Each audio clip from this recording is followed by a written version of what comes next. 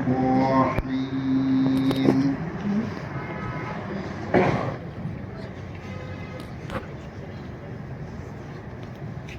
الرحمن علم القرآن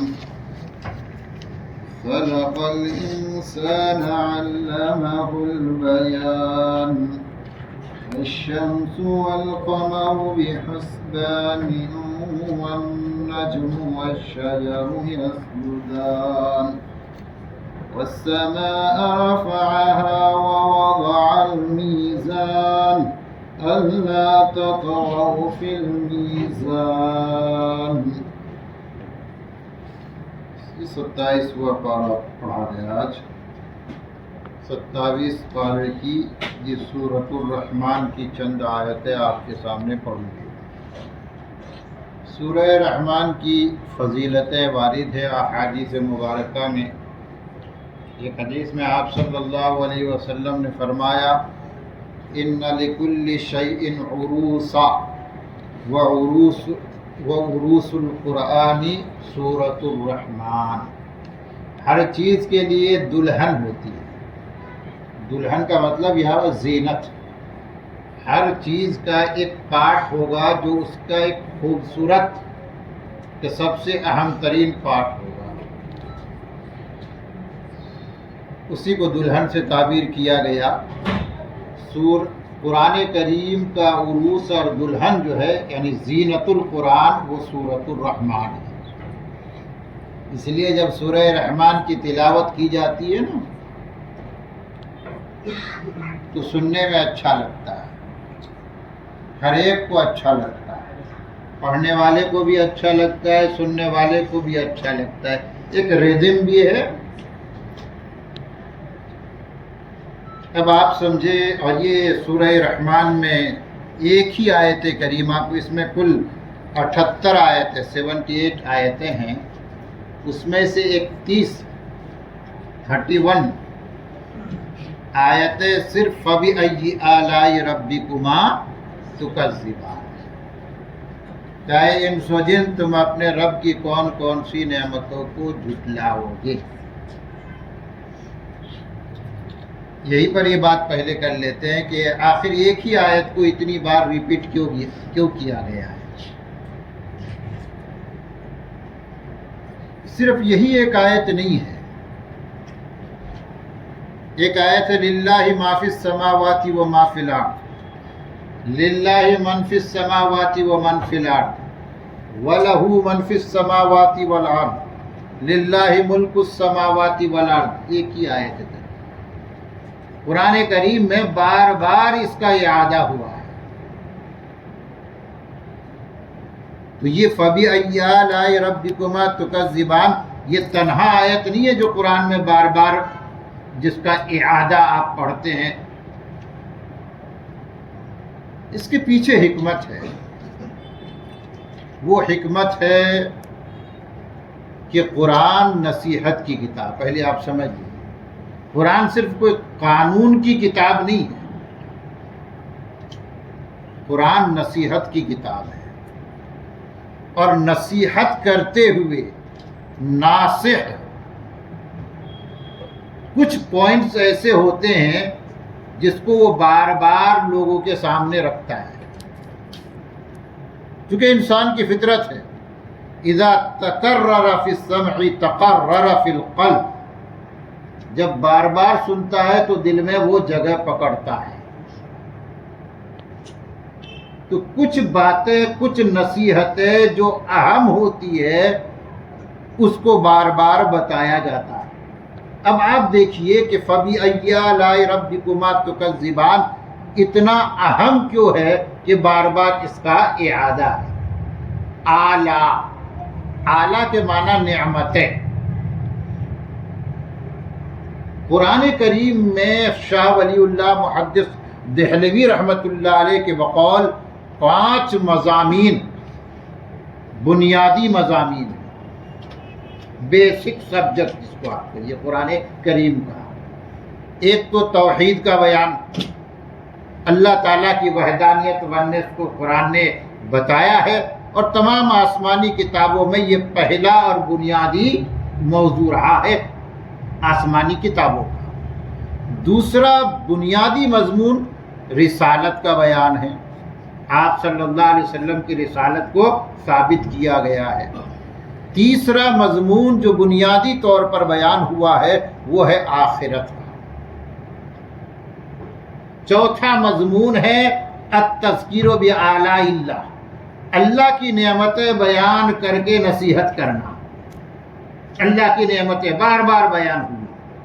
میں آپ سے پوچھتا ہوں، آپ بتائیے، اگر آپ قرآن کو پڑھتے ہیں اور کسی نہ کسی درجے میں سمجھتے ہیں، یہ جو بارش برسانے والی بات ہے قرآن میں کتنی بار آئی ہے؟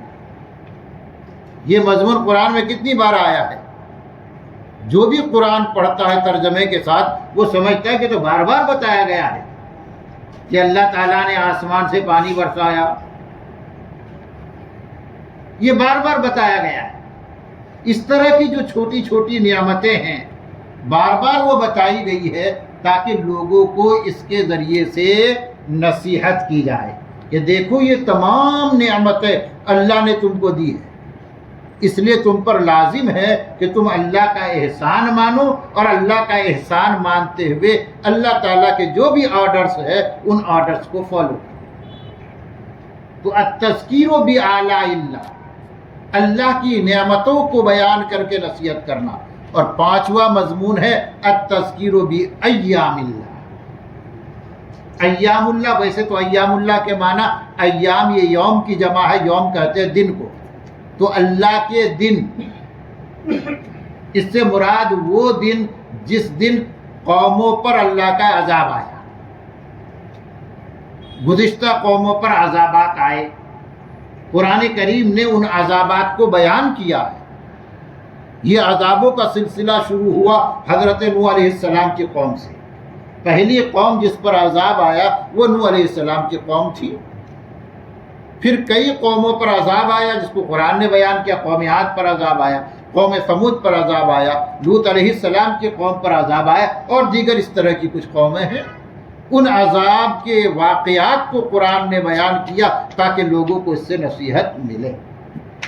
تو یہ جو نعمتوں کا بیان ہے، یہ جو پانچوں مضامین کی آیتیں ہیں، ان آیتوں کو بار بار ریپیٹ کیا ہے قرآن نے، چونکہ وہ بنیادی مضامین میں، اور جو بنیادی باتیں ہوتی ہے وہ ایک بار بتا کر چھوڑ نہیں دی جاتی، اس کو بار بار بتایا جاتا ہے قرآن کریم۔ اب یہاں پر سورہ رحمان میں ایک بات کھلتی ضرور ہے، وہ یہ ہے کہ نعمتوں کا بیان ہے، ٹھیک ہے، فیہا فاکہۃ والنخل ذات الاکمام والحب ذو العصف والریحان فبأی آلاء ربکما تکذبان، کہ اس میں میوے ہیں، کھجور ہیں، گچھے والے کھجور، دانہ ہے بھوسے والا، والریحان اور بھوس اور خوشبو، تم اپنے رب کی کون کون سی نعمتوں کو جھٹلاؤ گے۔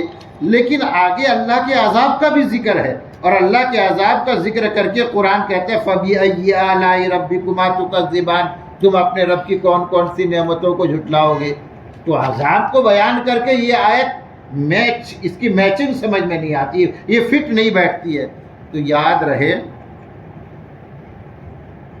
جیسا کہ یہاں پر ہے نا، دیکھ ہذہ جہنم التی یکذب بہا المجرمون، یہ جہنم ہے جس کو مجرم لوگ جھٹلاتے ہیں، یطوفون بینہا وبین حمیم آن، یہ چکر لگائیں گے اس آگ کے درمیان اور گرم کھولتے ہوئے پانی کے درمیان، کبھی آگ میں جلیں گے اور کبھی گرم پانی پئیں گے اور گرم پانی اوپر ڈالا جائے گا۔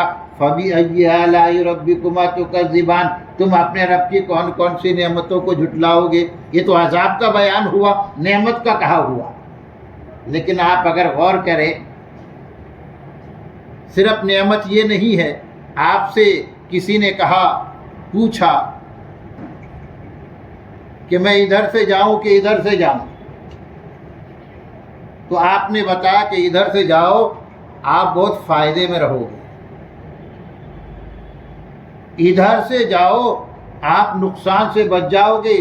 آپ کے کہتے ہیں آپ اسکوٹر میں ہیں، آپ کے پاس ہیلمٹ نہیں ہے، آگے پولیس کھڑی ہے، آپ کا چالان ہو جائے گا۔ تو ظاہر ہے کہ جو ڈرانے والی بات ہے ڈرایا گیا پولیس سے، اس کو آپ احسان مانیں گے کہ نہیں؟ ظاہر ہے کہ یہ بھی احسان ہے۔ جس اللہ تبارک و تعالیٰ نے جہنم کا تذکرہ کیا، ہمارے لیے یہ تذکرہ نعمت ہے۔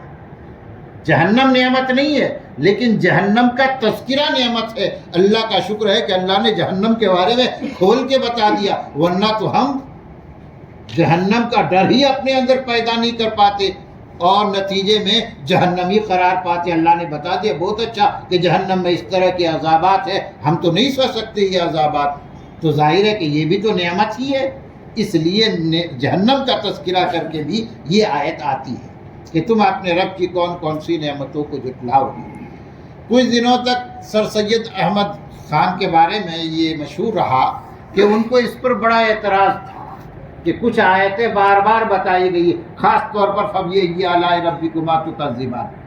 کہتے ہیں کہ جب ان کا لڑکا انگلینڈ پڑھائی کے لیے جانے لگا تو انہوں نے اپنے بیٹے کو بٹھا کر نصیحت کی کہ انگریزوں میں میری بڑی عزت ہے، تم وہاں جا رہے ہو تعلیم حاصل کرنے کے لیے، دیکھنا میری عزت نہ چلی جائے، تم کو اس طرح رہنا ہے کہ میری بدنامی نہ ہو۔ یہ چند باتیں تھیں جو انہوں نے بتائی، پھر بتایا۔ کہتے ہیں کہ علی گڑھ اسٹیشن جب پہنچے ان کو ودا کرنے کے لیے تو گاڑی آ رہی ہے اور سر سید احمد خان اپنے بیٹے کو وہی باتیں پھر دہرا رہے ہیں۔ بیٹے نے کہا ابا آپ اس قدر کیوں ایک ہی بات کو بار بار دہرا رہے ہیں؟ کہتے کہ ان کا ذہن فوراً اس طرف گیا کہ جب میں اپنے بیٹے کی محبت میں ان باتوں کو بار بار دہرا سکتا ہوں جن باتوں میں مجھے اپنے بیٹے کی کامیابی نظر آتی ہے، تو اللہ کو جن باتوں میں کامیابی بندے کی نظر آتی ہے تو کیا اللہ ان باتوں کو ریپیٹ نہیں کر سکتا؟ اور پھر ان کو احساس ہوا کہ یہ میری غلطی تھی، جو کچھ ان کو شبہ تھا، وہ ڈاؤٹ تھا، وہ سارے ڈاؤٹس کلیئر ہو۔ 31 مرتبہ آیا ہے۔ ایک واقعہ اس ضمن میں آپ سن لیجئے۔ حضور اکرم صلی اللہ علیہ وسلم لیلۃ الجن میں جنوں کے پاس تشریف لے گئے۔ ظاہر ہے کہ یہ بھی ایک مسئلہ ہے سمجھنے کا۔ آپ صلی اللہ علیہ وسلم جنوں کے بھی نبی تھے۔ ایک اختلافی مسئلہ ہے کہ جنوں میں نبی ہوئے ہیں کہ نہیں، نبوت انسانوں کے ساتھ خاص ہے یا جنوں میں بھی نبی بھیجے گئے؟ چونکہ جس طریقے سے احکام شرعیہ کے مکلف انسان ہیں، جن بھی مکلف ہیں۔ پوری دنیا میں نہ جانے کتنے مخلوقات ہیں، لیکن شرعی احکام صرف انسانوں کے لیے اور جنات کے لیے۔ تو جب انسانوں میں نبی آئے ہیں تو سمجھا جا سکتا ہے کہ جنوں میں بھی نبی آئے ہوں گے۔ لیکن ایک بات کنفرم ہے کہ آپ صلی اللہ علیہ وسلم انسانوں کے ساتھ جنوں کے بھی نبی تھے، چونکہ قرآن کریم کی شہادت ہے قُلْ أُوحِيَ إِلَيَّ أَنَّهُ اسْتَمَعَ نَفَرٌ مِّنَ الْجِنِّ، کہ کچھ جنوں نے قرآن سنا اور پھر وہ ایمان لائے۔ تو اگر آپ صلی اللہ علیہ وسلم جنوں کے نبی نہیں ہوتے تو وہ کیسے ایمان لاتے؟ احادیث مبارکہ میں کئی واقعات اس طرح بیان کیے گئے ہیں کہ آپ صلی اللہ علیہ وسلم جنوں میں تبلیغ کے لیے گئے۔ ایک صحابی فرماتے ہیں کہ آپ صلی اللہ علیہ وسلم نے مجھے ساتھ لیا، کہا چلو، شام کا وقت ہو، ایک جنگل میں پہنچے، آپ صلی اللہ علیہ وسلم نے ایک دائرہ کھینچ دیا اور مجھے فرمایا کہ خبردار اس دائرے سے باہر مت نکلنا، اور آپ آگے تشریف لے گئے۔ آپ کے جانے کے ساتھ ہی کہتے ایسی آوازیں آنے لگی کہ گھبراہٹ کے مارے میرا برا حال ہونے لگا، بار بار خیال آتا تھا کہ بھاگوں۔ پھر حضور اکرم صلی اللہ علیہ وسلم کی نصیحت یاد آئی اور میں وہیں پر ٹھہرا رہا۔ آپ صلی اللہ علیہ وسلم اتنی دیر بعد تشریف لائے کہ فجر کی نماز قضا ہونے والی تھی اور آپ نے تیمم کر کے جلدی جلدی فجر کی نماز ادا فرمائی۔ تو یہ جو اسی لیلۃ الجن کا ایک واقعہ ہے کہ آپ صلی اللہ علیہ وسلم نے ان جنوں کے سامنے سورہ رحمان پڑھا الرحمن علم القرآن. کہتے آپ صلی اللہ علیہ وسلم نے صحابہ کے سامنے یہ بیان کرتے ہوئے فرمایا کہ وہ جنات تم سے بہتر تھے رسپانس کرنے میں، کیونکہ جب بھی میں فَبِأَيِّ آلَاءِ رَبِّكُمَا تُكَذِّبَانِ پر پہنچتا وہ جنات رسپانس کرتے تھے. صحابہ نے پوچھا اللہ کے رسول کیا؟ صحابہ خاموشی کے ساتھ سننے کے عادی تھی، اور یہی حکم ہے اصل میں. فَإِذَا قُرِئَ الْقُرْآنُ فَاسْتَمِعُوا لَهُ وَأَنصِتُوا. جب قرآن پڑھا جائے تو غور سے سنو اور خاموش رہو. تو صحابہ اپنی عادت کے مطابق خاموشی کے ساتھ سن رہے ہیں، لیکن اس سورہ مبارکہ کی ایک فضیلت سمجھیے یا خصوصیت.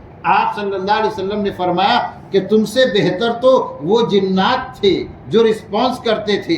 صحابہ نے پوچھا اللہ کے رسول کس طرح؟ کہتے جب بھی میں فَبِأَيِّ آلَاءِ رَبِّكُمَا تُكَذِّبَانِ پر پہنچتا کہ اے انس و جن تم اپنے رب کی کون کون سی نعمتوں کو جھٹلاؤ گے، تو وہ کہتے تھے لا بِشَيْءٍ مِّن نِعَمِكَ رَبَّنَا نُكَذِّبُ.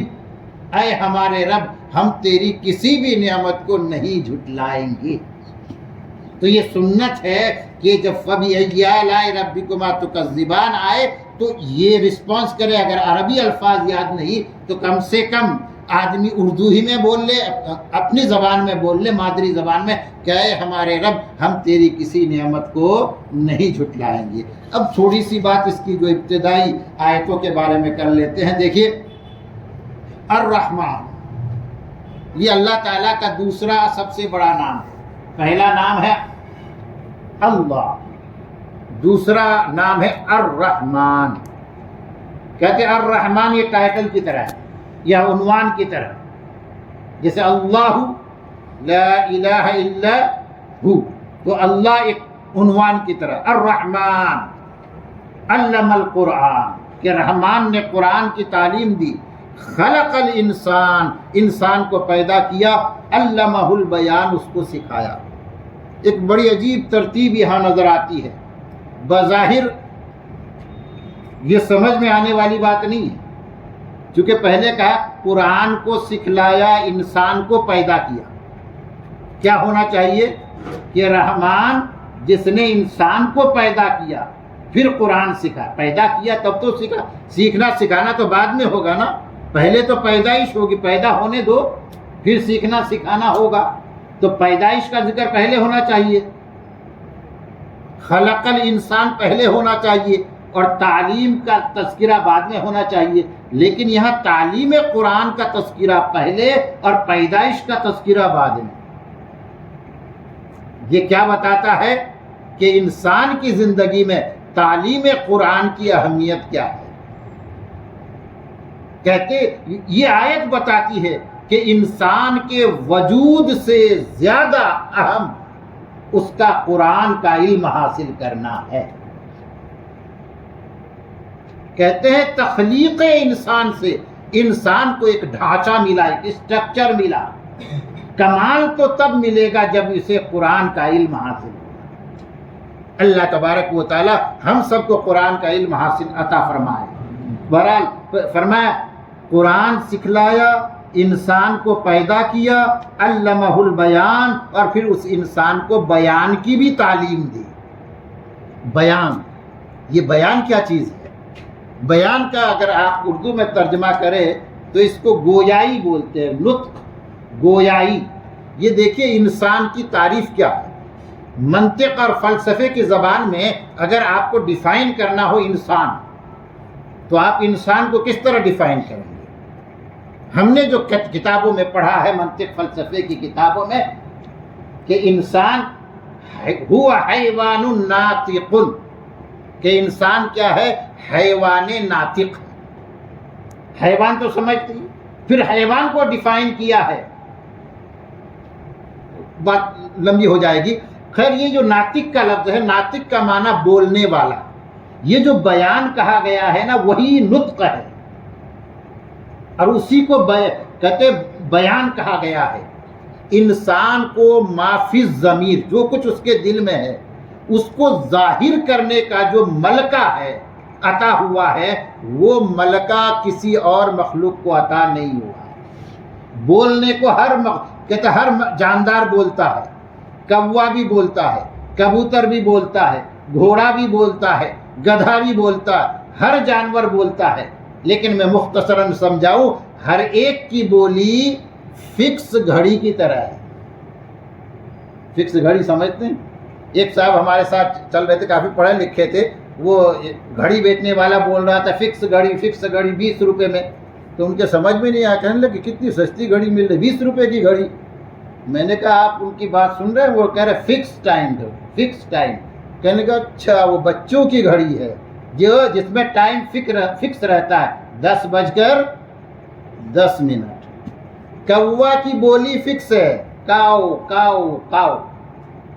کبوتر کی بولی فکس ہے، گٹرگو گٹرگو، یہ فکس ہے۔ جیسے ہماری فکس گھڑی کا ٹائم فکس ہے، لیکن انسان کی مثال وہ چلتی گھڑی کی طرح ہے، اس کا ٹائم فکس نہیں ہے۔ ابھی کہتے 10:10 ہے، 5 منٹ بعد 10:15 10:20 ہو جائیں گے۔ تو انسان کو اگر کھانا چاہیے تو وہ کچھ اور بولے گا، انسان کو اگر پانی چاہیے تو وہ کچھ اور بولے گا۔ انسان اپنے کہتے ہر چیز کے لیے اس کے پاس الگ الگ بولی ہے، اس لیے اصل میں بولنے والا جانور کون ہے؟ انسان ہے، کہ انسان ہی کو اللہ نے بولنا سکھایا، اور جب یہ انسان بولتا ہے تو پھر وہ کمال کی بولتا ہے، کیا کیا بولتا ہے وہ بولتا ہی جاتا ہے، اس کی بولی کی کوئی حد نہیں ہے۔ تو یہ انسان کو بولنے والا ملکہ کس نے دیا؟ اللہ تبارک و تعالیٰ نے دیا، یہ اللہ کا ہم پر احسان ہے۔ ورنہ بھوک لگتی تو یہی بول دو، جیسے چھوٹا بچہ جو ہے وہ روتا ہے، وہ ایک ہی بولی جانتا ہے، بھوک لگے تو رونا، پیاس لگے تو رونا، کہتے کوئی پیٹ میں درد ہے تو رونا۔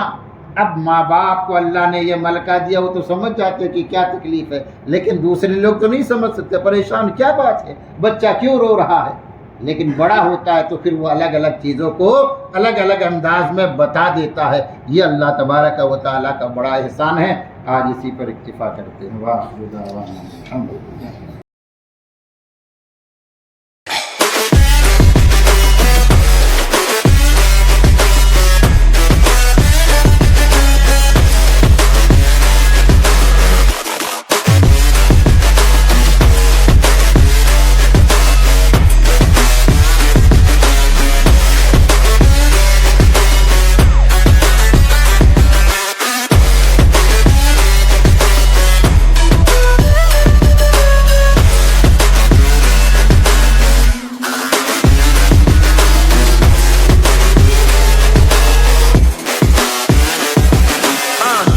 God that the brothers on the rise now. Endless celebrations all in my house. Levitating now, I'm super duper